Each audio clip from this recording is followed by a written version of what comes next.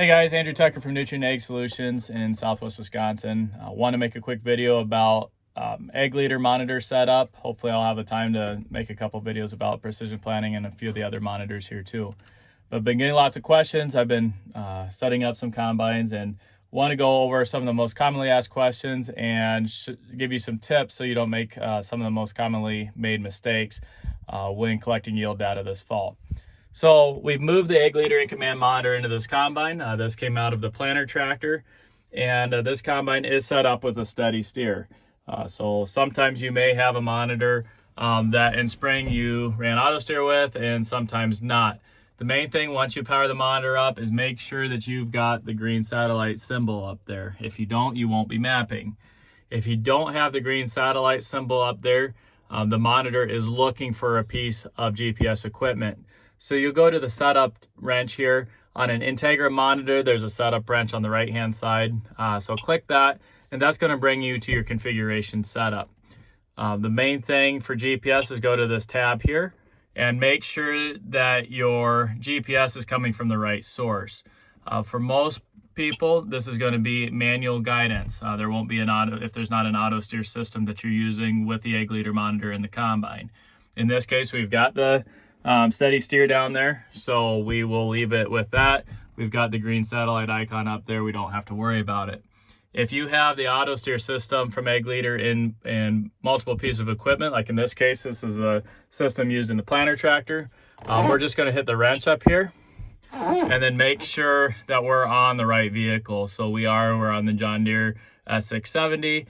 When we go put the system back in the planter tractor, we'll want to make sure that we have the planter tractor selected.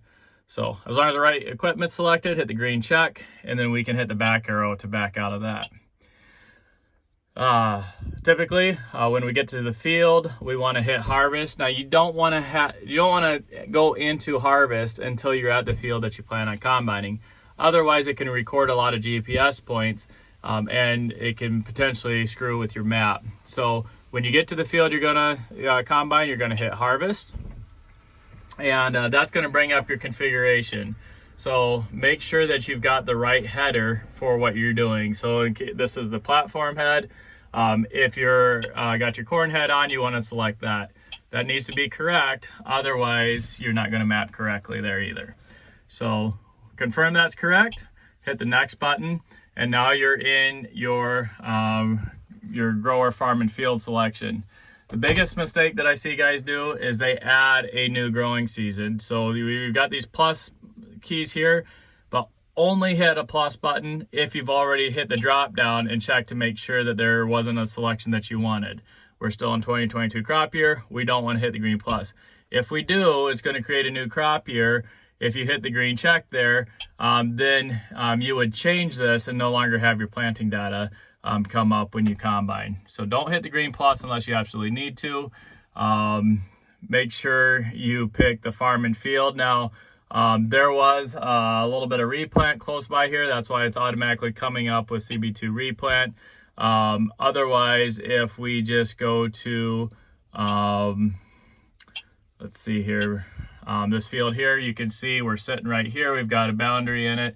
Hopefully you've got your boundaries loaded on AgLeader monitor. It really makes the data a lot cleaner, simplifies some things. But pick the farm and field that you want and then hit the next. This is where you're going to select your crop. Again, do not hit the green plus. If you've got your crops in here, select the drop down and select the crop that you're going into. Don't hit the green plus because then you're going to have to make new calibrations for your yield monitor. Hit the next button. And if it's pulling up a planting map for that field, then it's going to give you the option to have these check marked. If it doesn't, you can pick what hybrid that you had planted there and go from there. But it's not going to automatically pull the hybrids up unless it's got them recorded for that field. I'm just going to, because it's beans, and obviously that's not beans, if we go to corn, now we've got those check marks there. So sometimes if you know that there should be data there, we've got something wrong. Either we don't have the right grower, farm, and field in here, we don't have the right crop season. Something's wrong if it's not giving us the option to pull those up. So let's just pick a soybean field and we'll go to cemetery and make sure that it actually selects. You can see it didn't change there. So cemetery, now it's changed. Soybeans, automatic variety checking is changed there. We're good. It's clicked there, I mean, we're good. And now we're at the pattern. So we've got a 35-foot head here. We're going to be taking 34.5 feet per time. So that's what's in there. That's what it's going to auto steer for. You could make it 35 if you wanted to. That's basically grower preference. Smart path is fine. If we wanted to run the planting lines, in this case, we could load a pattern and be able to bring in the patterns that we made from the spring and load those and run those same patterns. But not going to do that here. This is the main run screen then. So that's what you're going to see. Now for calibration, so there's a couple key things here. First of all, we're going to start with temperature. Make sure your temperature is reading about what the temperature is outside. If the combine's sitting in the sun and the moisture sensor, which is on that side of the machine, is hot from the sun, just keep that in mind. It might be reading a little higher than normal, and that should cool off a little bit as you get the grain going through there.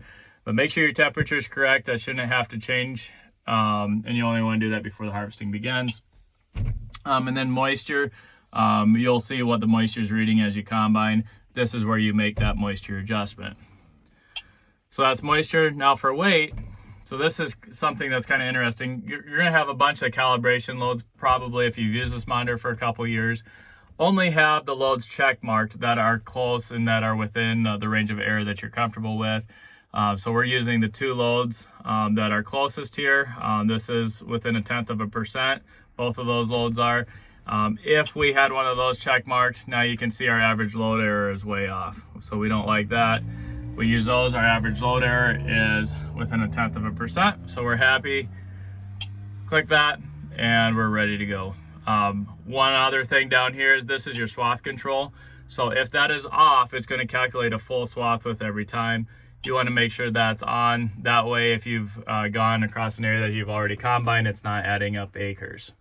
So a few key tips from the AgLeader Incommand monitor.